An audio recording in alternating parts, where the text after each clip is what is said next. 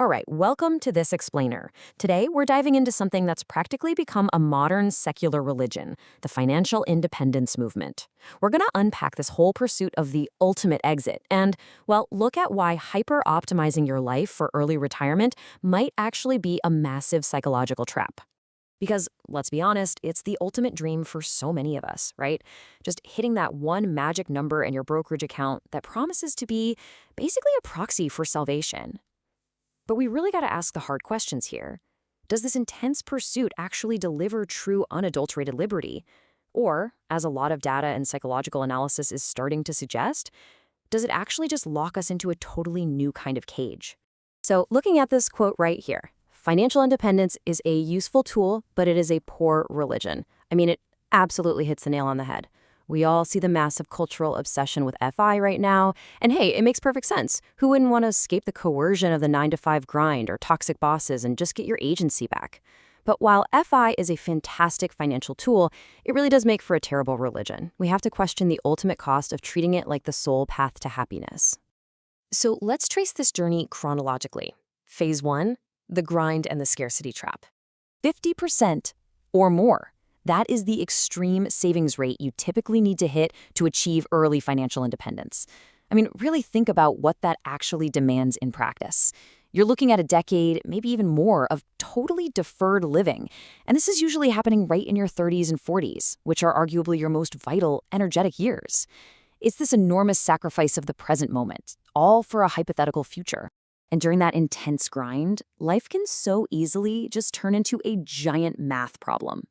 Suddenly, every single morning coffee, every weekend trip with your friends, it's all viewed strictly through the lens of return on investment. You know?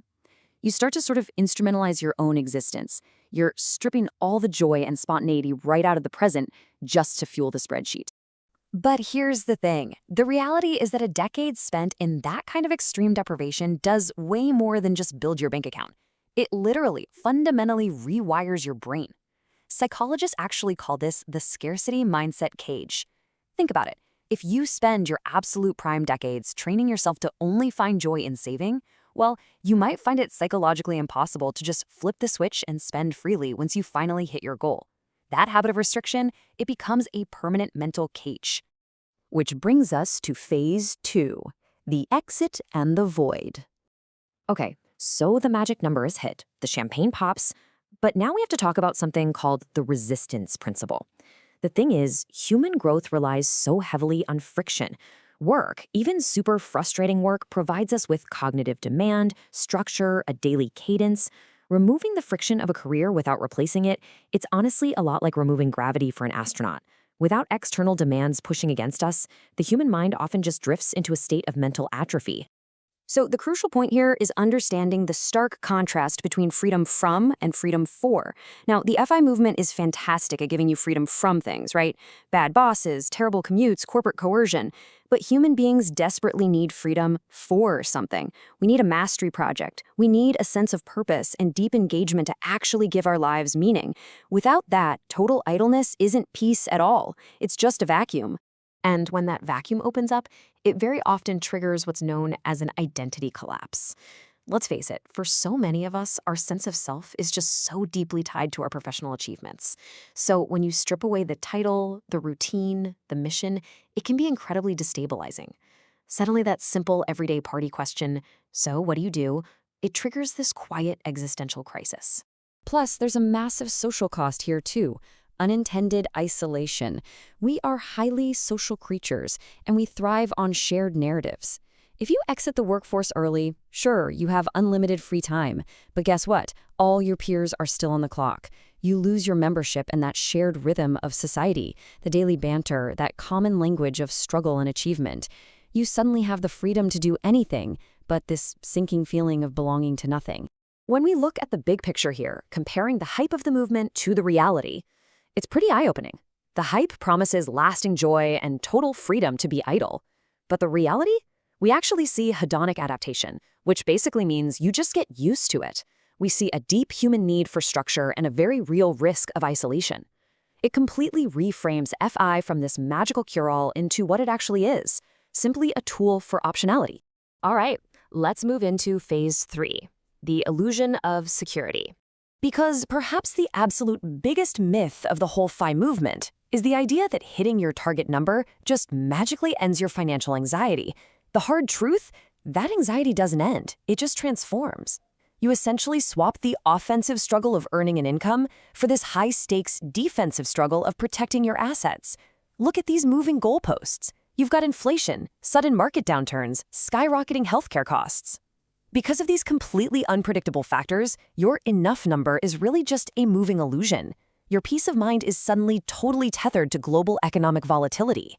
And while we're at it, we really need to debunk the fantasy of purely passive income. Actually managing a complex investment portfolio, running rental properties, or overseeing a business, all of that still requires immense attention, ongoing decision-making, and, frankly, a lot of stress. The dream of doing absolutely nothing while money just seamlessly flows into your bank account is, for the vast majority of people, exactly that. It's a fantasy.